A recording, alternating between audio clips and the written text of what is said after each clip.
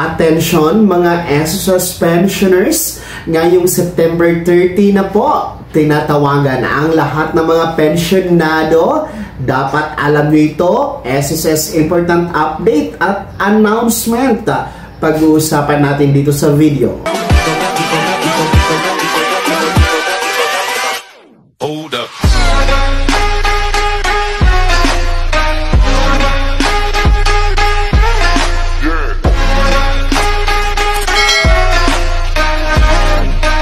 Hello mga ka-vlogs! Welcome dito sa aking YouTube channel. Magandang araw po sa lahat ng mga manonood. Saan po kayong dako sa mundo? Kumusta mga ka-vlogs?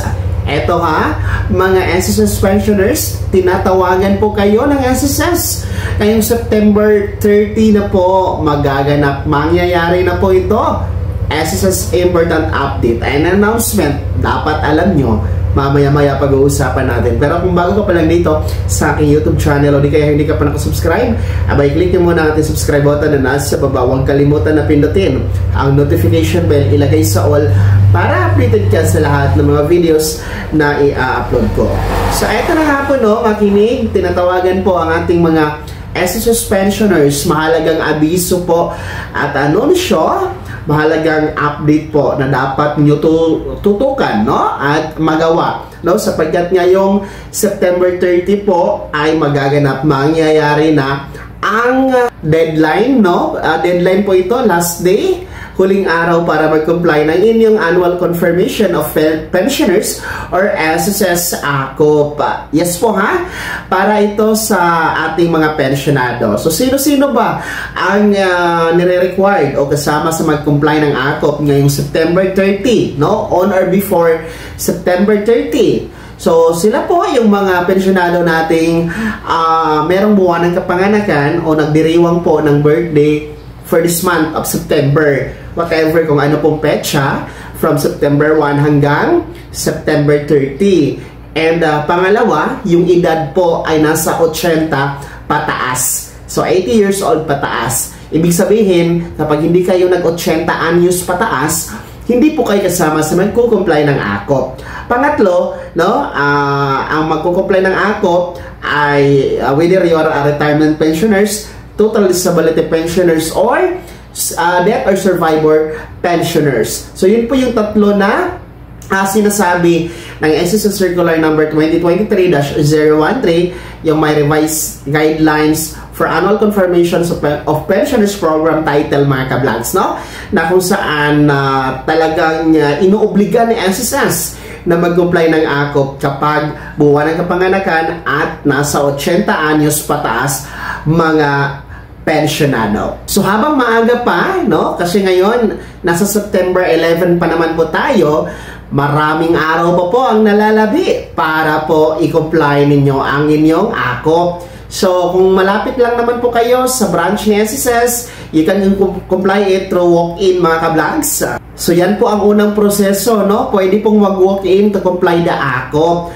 Kung malapit lang naman kayo or meron kayong pupuntahan sa bayan at tapos nadadaanan lang naman o andoon lang naman ang branch ni SSS, pwede kayong magsadya, no? Para mag-walk-in process ng inyong AKOP compliance. And then, pwede din po kayo mag-set ng appointment online, no? Para po ito sa mga nasa ibang bansa, no? Na hindi nyo na kailangang umuwi ng Pilipinas para mag-comply ng AKOP. So, pwede kayong mag-set ng appointment online kay SSS for your online video conference appointment mga ka-vlogs, no?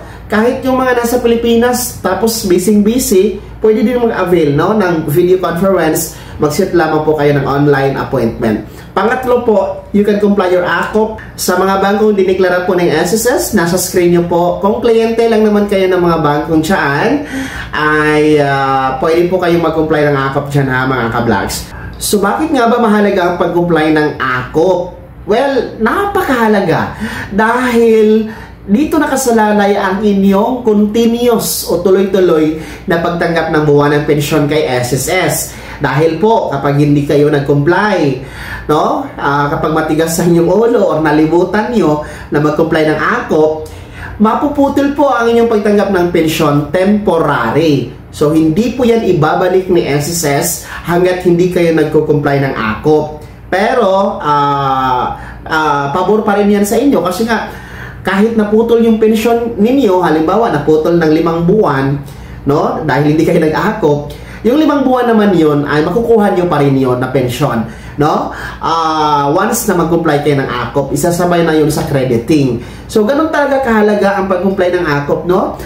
Syempre, alam naman nating lahat na kailangan ninyo ang inyong pensyon dahil nga po sa inyong mga pangangailangan, lalong-lalo pa yung mayroong mga maintenance na gamot, pambili ng pagkain, pambayan ng mga bills, no? So, kailangan talaga na continuous o tuloy-tuloy ang inyong pension monthly. Kaya po, please comply your AKOP, ha? Ulitin ko, mga merong buwan ng kapanganakan nitong September and may edad na 80 pataas, whether you are in Philippines or nasa abroad, whether you are a retirement, total disability, or survivor pensioners, please comply your AKOP on or before September 30. Last day po, deadline, no?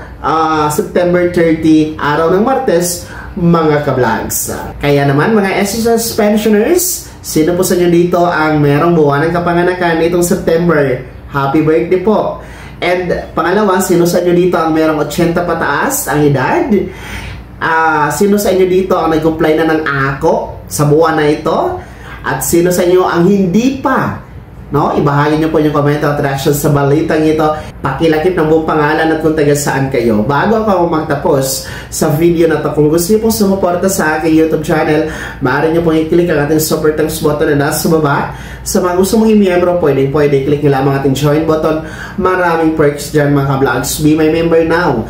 Sana naging gabay ang video na to kahit paano na pag-uusapan natin ang mga mahahalagang bagay-bagay na may kinalaman sa pagiging miyembro, benepisyaryo at pensionado sa SSS. Kung hindi ka pa nakasubscribe dito sa aking YouTube channel, maaari nyo nang i-click ang ating subscribe button na nasa baba. Huwag kalimutan na pindutin ang notification bell, ilagay sa all para updated ka sa lahat ng mga videos na i-upload ko.